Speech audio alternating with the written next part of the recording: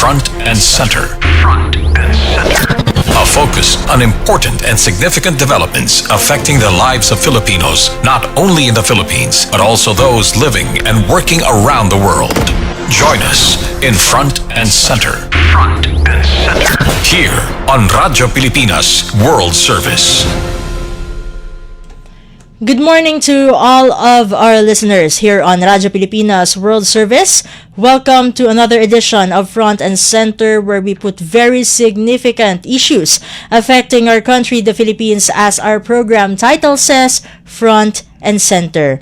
On behalf of our colleague Jerome Toledo, I'm your host for today, Steph Vicente, joining you all for a 30-minute worth of talk discussing important matters with our government officials, people from the private sector, or even members of the academe. As seen through our video live streaming, you may watch and listen to Front and Center through our Facebook page. Just search Radyo Pilipinas World Service. The same goes for our official YouTube channel, where we have re-uploads or replays of our programs. Meanwhile, we also have an audio live streaming thanks to the Evox PBS receiver app.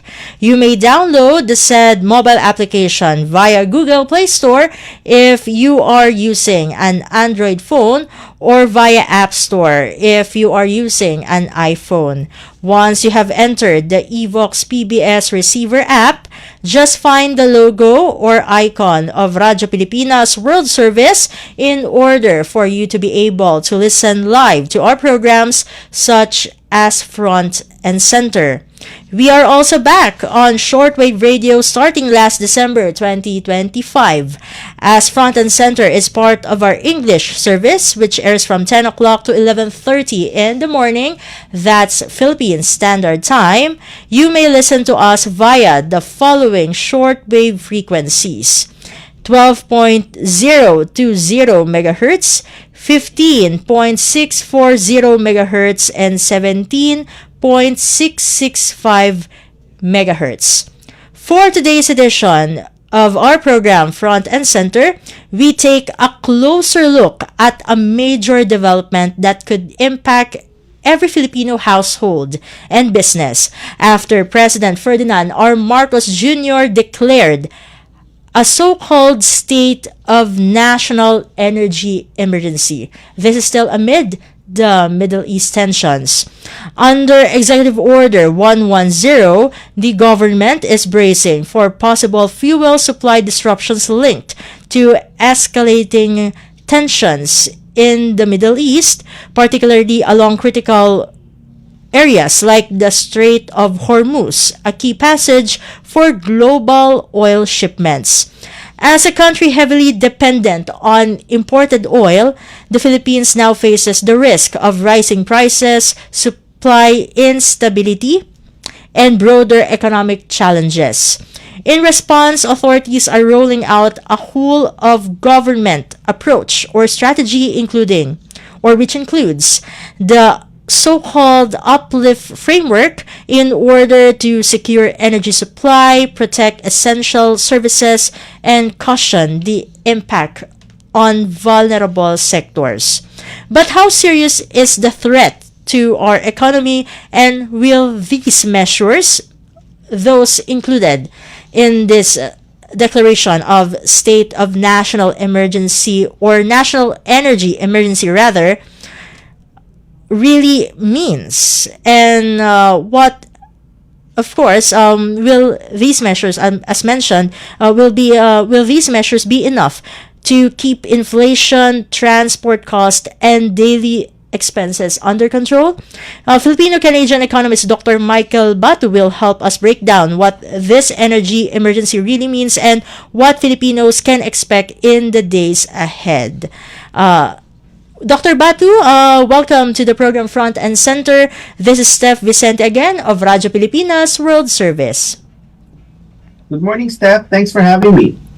Thank you so much, Dr. Batu, for giving us your time in order to discuss more about the economic significance of this declaration made by President Marcos. So, for our first question, as mentioned, President Ferdinand R. Marcos Jr. has declared a state of national energy emergency under Executive Order 110.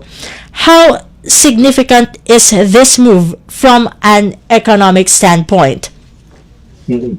So the declaration by the president under Executive Order 110, we can think of it as economically significant and economically important.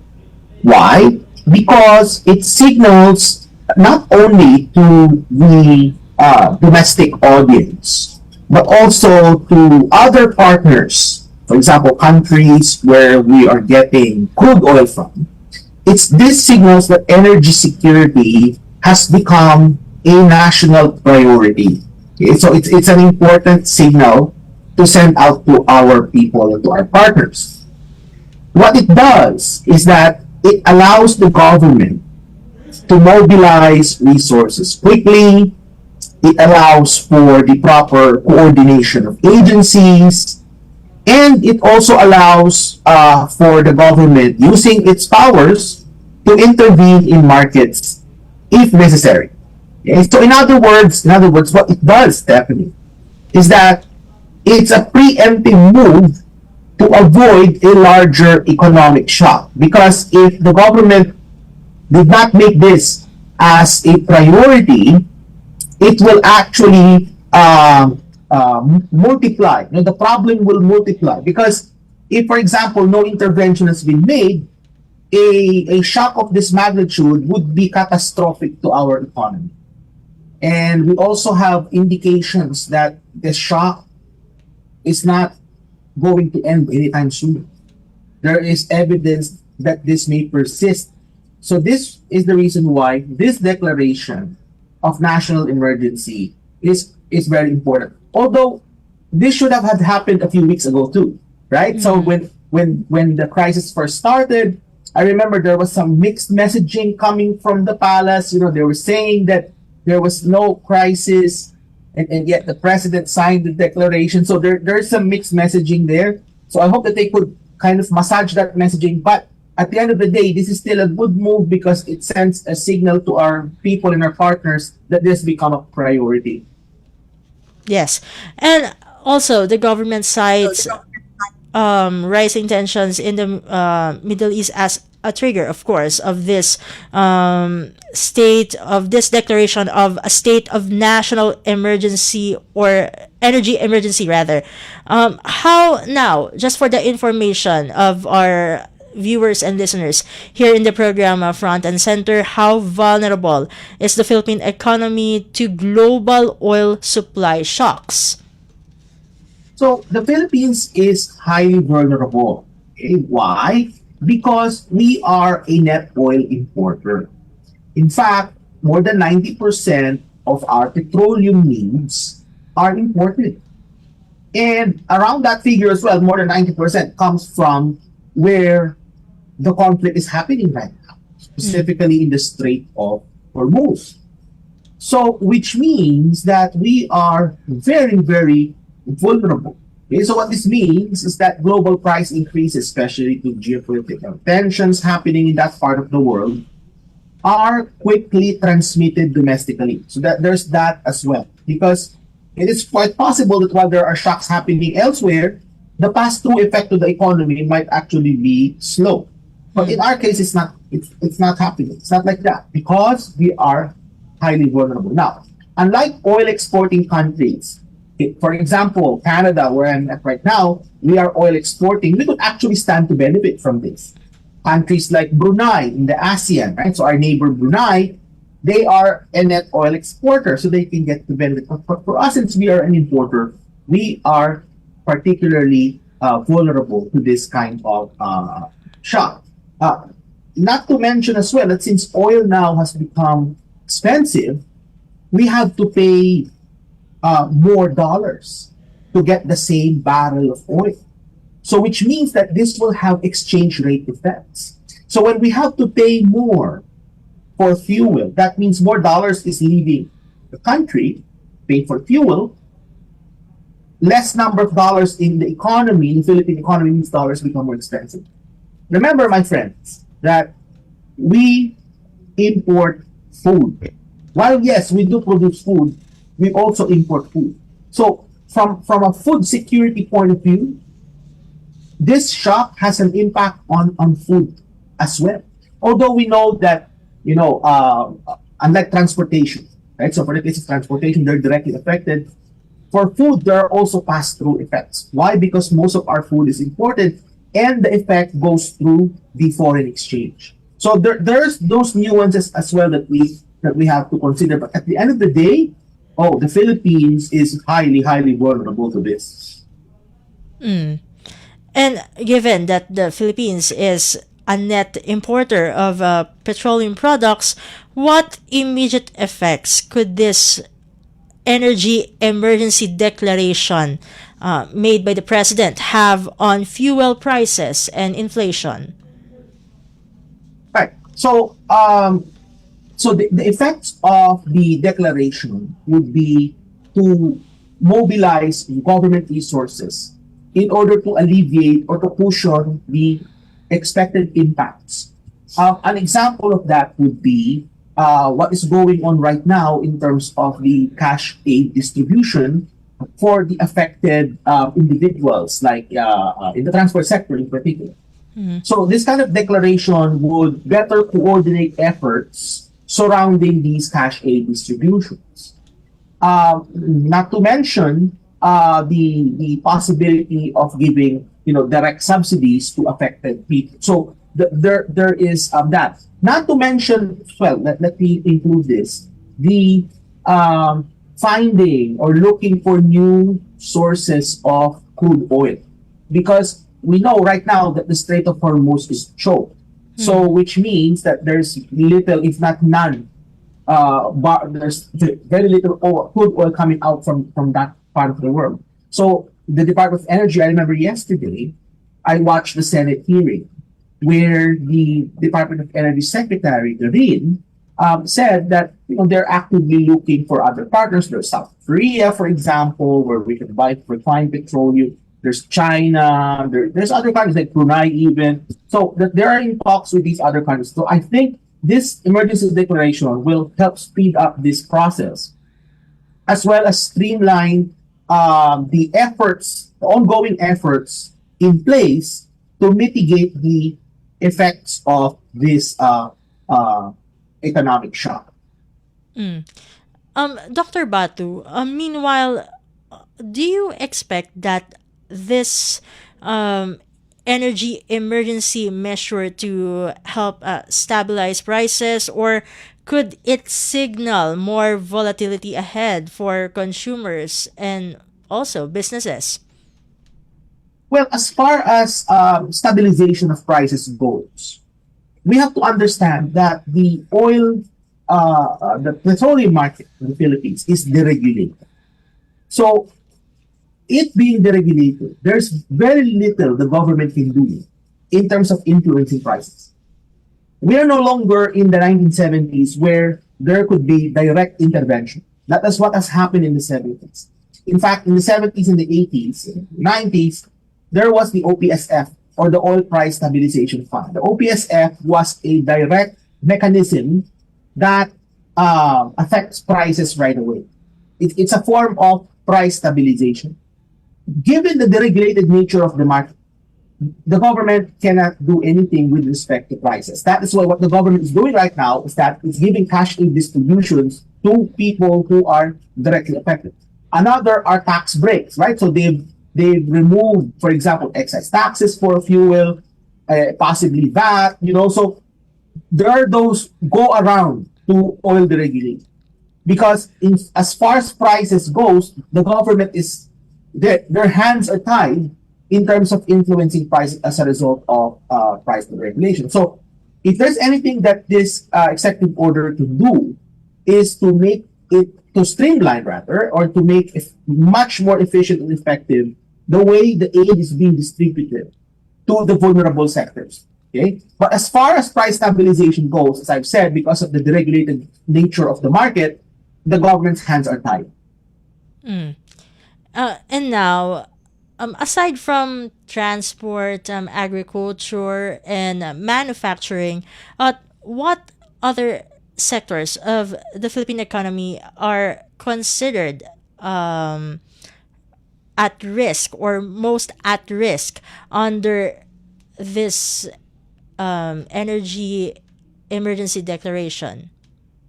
Mhm. Well, you mentioned the three major sectors, and you're absolutely right on that one. So you have transportation because it's direct. Agriculture, there's indirect. There's also direct for fisheries, by the way, because the fisher folk they purchase crude oil, they purchase diesel before they go fishing, right? So they go to the deep waters to fish. Some of the fisher folk have already either stopped going out because they can't afford it, and many of these people they borrow money first before they start fishing, but now they can't because of the high costs. So there's fisheries, okay, and then there, I mean, any sector that uses petroleum, electricity might actually be affected too. Here's why. While less than 5% of our energy mix is diesel, and most of our electricity generation comes from coal, the coal has to be transported from the source to the power plant. So they have to be put in barges from the source going into our different power plants. That would require gasoline, diesel. So which means that that will be passed through to consumers. So expect that electricity prices might actually be affected. Not to mention, as I said, fisheries, pretty much any sector that makes use of petroleum. Even little products, where you mentioned manufacturing, but this is actually part of manufacturing, like plastics, because plastics make use of petroleum. So packaging, right? So plastic packaging, so that will go up in prices. Those things that we use that are made of plastics, the costs of those will go up. In other words, from where I stand, is that everything in the economy, okay, the prices will have to increase as a result, because there are indirect pass-throughs to all of those. And unfortunately, as a result of this shock, expect like expect prices just to go up. In fact, the debt, so I watched the Senate hearing yesterday, and the debt secretary actually really gave a good analysis of the what we would expect, okay, in terms of different scenarios. And in all of the scenarios that the secretary mentioned, all of those will have to breach the stated inflation targets of the government in all scenarios. So expect prices have to go up across the board. That's how we see it. And now, under this Executive Order 110, the government is rolling out the Uplift framework. Just for the information of our listeners, Uplift means unified package for livelihoods, industry, food, and transport, which aims to safeguard national interest. The framework aims to ensure the availability of domestic energy supply, uninterrupted delivery of essential services, continuity of economic activity, and protection of vulnerable sectors. An uplift committee chaired by the president will oversee the implementation of the framework to mitigate the impact of the ongoing conflict in the Middle East. Committee members include the executive secretary and the secretaries of the departments of energy, transportation, social welfare, agriculture, finance, budget, and economy. This committee is tasked to monitor the supply and distribution of fuel, food, medicines, and other essential goods, as well as ensure the continued operation of public transportation, utilities, and healthcare services. It will also coordinate efforts to maintain economic stability, streamline government processes for permits and licenses, and develop long-term strategies to reduce dependence on petroleum products. Now, Dr. Batu, how effective can this so-called uplift framework under the whole of government approach be in cushioning economic impact? Right. So, this uplift reminds me of bayanihan during COVID. This is what reminds me of. I remember during that time we were in a crisis as well because of the pandemic, and the government response later on was to have the IATF, and then there was the bayanihan 1 and 2. This reminds me of that, and the lessons from COVID is very important. Okay, and one of the several there are actually several things to keep in mind in order for this to be successful. It really depends on several things. First is how fast they are going to implement the measures. Okay, because the speed of implementation will determine how well it was received by the people who will be affected by this shock. Okay, so speed of implementation is very, very important. In order to achieve that speed and efficiency and effectiveness, there has to be coordination among agencies. The agencies, they have to talk amongst each other. So that will also, the success of this will also depend on how well these agencies have or are coordinating. Okay, communications is also important because when you communicate these programs and policies to people, there has to be consistent messaging. Which reminds me of the type of messaging that they should be doing, which is a crisis form of messaging. Okay, so a crisis messaging is a little bit different from like ordinary messaging that's related to politics. A little bit different because crisis management, you have to the objective there is to provide information, but not necessarily making the public panic, or cause fear among the people. So crisis messaging is an art of its own.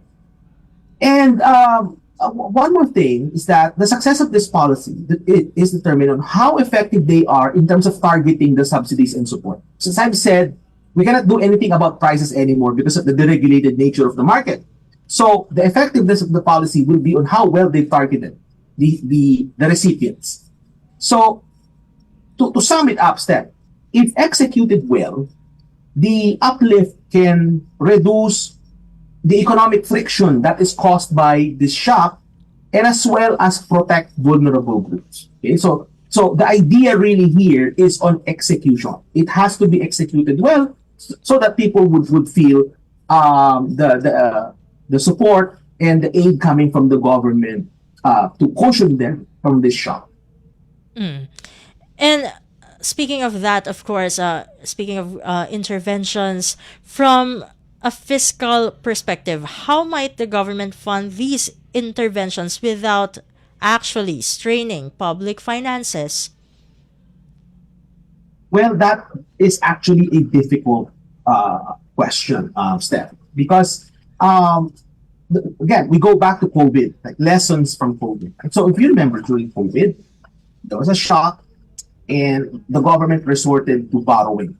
Okay, and some of those borrowing we're still paying for up to today. In fact, it will take a while for us to pay for those borrowing. Now, right now, if the government has, let's say, removed excise taxes, VAT on fuel and everything, it would lead to obviously to revenue losses. Not to mention the cash assistance. Okay, so because if you give cash assistance to vulnerable groups, that is also a subsidy. That's a loss of government revenue that's going to it's part of expenditure that increased expenditure going to vulnerable groups. So there is this issue of loss of revenue and also heightened expenditure. So which means that to pay for that without necessarily increasing taxes is to actually borrow. Okay. But then again, our borrowing is already quite high. In fact, our debt to GDP ratio right now is more than 62% already. And my feeling is that after all of this shocks been said and done, our debt to GDP ratio will spike up further as a result of this. Because from the way I see it, the government will finance this mostly through borrowing. Okay, mostly from domestic sources, but also foreign sources. So, and of course, the Department of Finance will argue that, we're doing this to protect the economy, because after this shock, we still want our economy to grow.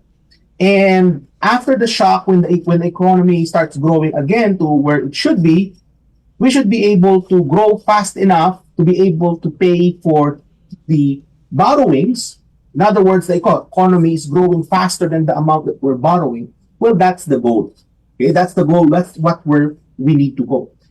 But also, you have to balance that with the risk, because if, let's say, the government didn't do anything right now, okay, let's say, they didn't do anything, it will be risky, because that would lead to the collapse of the economy, which we don't want to happen. We still want to have an economy after this. Okay, so that's why I think what the prudent thing to do right now is to still have the economy running through subsidies, okay, and through targeted assistance, and after this said and done, to pay for that, they have to borrow a little bit to pay for that, and then have the economy grow to pay for the borrowing. So I think from a fiscal point of view, it's inevitable that we will have more deficits as a result of this. That's inevitable. But the thing is, at the end of the day, our goal is for our economy to grow back again after this shock. Meanwhile, the Executive Order 110 includes measures against hoarding and profiteering. How important is market regulation in preventing an economic crisis?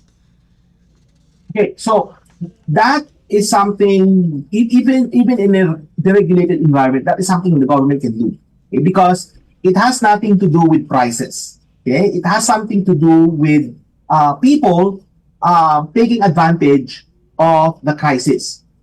So, well, it's well beyond the powers of the government to do these things, and I think it's the right thing to do, because in crisis like this, we already expect people will abuse what's going on. What they will do is they will commit these acts to profiteering, hoarding. So I think it was wise for the policymakers to have included this, because we know already what will happen. And again, lessons from COVID. During that time, there were people who hoarded PPEs, right? So there were people who abused the system. So what the government did was they had mechanisms in place to go after these people. Especially now with the fuel crisis that we're in. Well, this is a global crisis, but for us, very much affected. I think it's very important. It was the right thing to do for these kinds of measures to protect the public from those who abuse the system. And also, Executive Order 110 pushes for renewable energy and and the use of electric vehicles. Can this crisis accelerate the country's energy transition in a meaningful way? I think so. And again, I'm gonna go back to references from COVID. Here's why, Steph. Let me digress. So before COVID, we haven't heard of Zoom, like where we're in right now. We're talking remotely via Zoom. We haven't heard of this before COVID.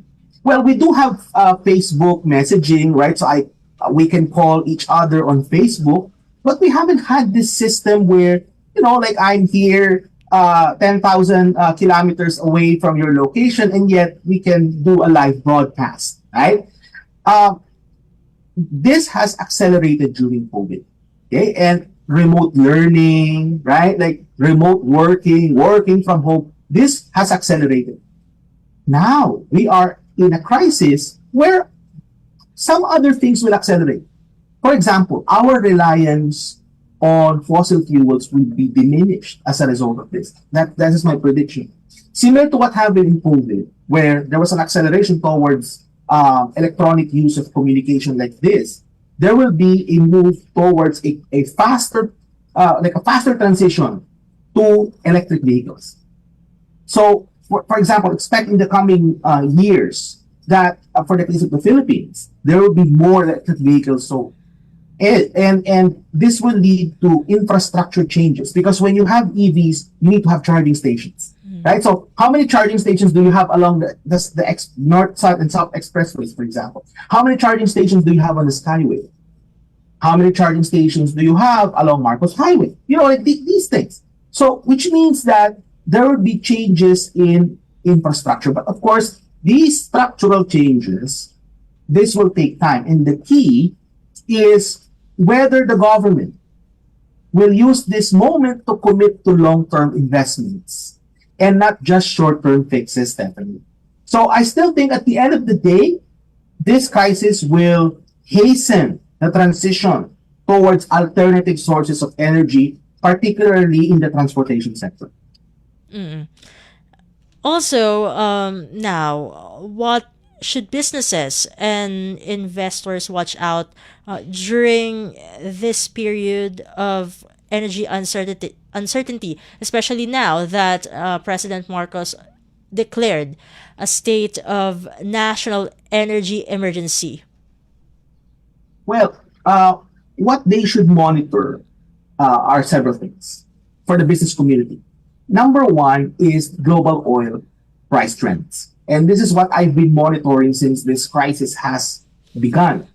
By how much Brent crude has increased and decreased, it's quite very volatile. And if you will just see the graph, Steph, and to our listeners, if you see the graph, I would characterize it as wild, because it goes really high and it drops really low. It spikes up, down. It's crazy. Okay? With little statements from Donald Trump, it will change within a minute. Okay? So that's how volatile the current market is. So our business partners, our friends in the economics and business community, this is something that they have to monitor very closely because it's a harbinger of things to come. So, for example, when I saw already that Brent crude has spiked from $60, it went up to 80, and it went up to 100. Just to tell you personally, Steph, and to our viewers, I was in Jollibee here in Vancouver when I was monitoring in real time when it was spiking like really high. And I was telling my friends, you know what? Buy fuel now because it will go up. And sure it did. So watch out for oil price trends. Number two, inflation. While we do know that there will be inflationary effects, the key here is by how much inflation will go up. Here's what. The response of central banks all over the world is that whenever there are increases in inflation, there will have to be changes in the interest rate. If inflation goes up, interest rates will also go up. And if interest rates go up, the cost of borrowing will go up, the cost of running a business. If you're running a business because of borrowing, cost of business will go up. So they have to look at inflation and the interest rate as well. And finally, Stephanie, they have to look at how the governments respond. Okay? So for example, is the government actively pursuing other sources of energy? Is the government doing what it should in terms of targeted subsidies or intervening in the market if they could? If the law allows them to. Are they doing this? How effective is the government response? Because you see, if the government response is good, then the effects of this crisis can be mitigated. But otherwise, it may actually make things worse. Right? So if the government response wasn't there, then that would be problematic. So our business people, the finance, the business, our partners, they should be monitoring these things then. And finally, before I let you go, Dr. Batu, just for the ordinary Filipino citizens out there who might be listening or watching us in the program, what practical steps can households take to cope with the potential economic effects of this national energy emergency? Commute only when you have to. Okay, so that's number one. Meaning that if there's no need for you to leave the house, don't leave the house. Okay? Or, if you could leave, let's say you want to buy something, you can walk to the place where you want to buy something. Is either you go walk or ride the bicycle. Just make sure don't do it in the middle of noontime where it's really hot and humid, do it at a time where the temperature is comfortable. Because we also have vulnerable people, Steph, right? So those people who might be vulnerable to heat exhaustion, heat stroke. So don't walk under the sun, in the middle of the day. Find the right time and temperature to do that. But my point is, plan your trips. Now, if it's unavoidable for you to make the trip, take public transportation or do a ride share. Okay, so ride with other people. Okay, find alternate sources for cooking. So, for example, I remember back in the day, Stephanie. I grew up at a time when there was a lot of power outages in the Philippines in the 90s. So that tells you how old I am, Stephanie. So and I remember my parents to cope up with this is that we used firewood for cooking. So given how expensive LPG might be in the coming weeks, and I'm talking about weeks really here, is that we might actually resort back to using firewood to cook food.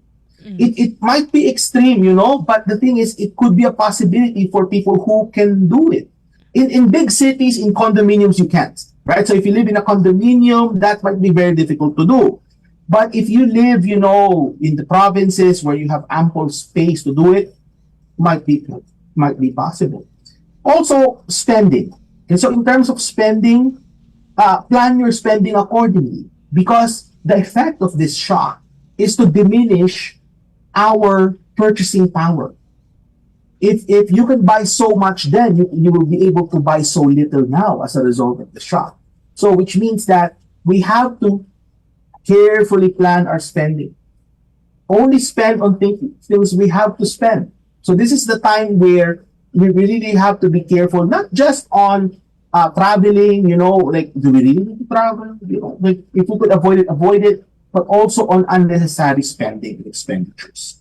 But also, Stephanie, before you let me go, this shock is temporary in nature.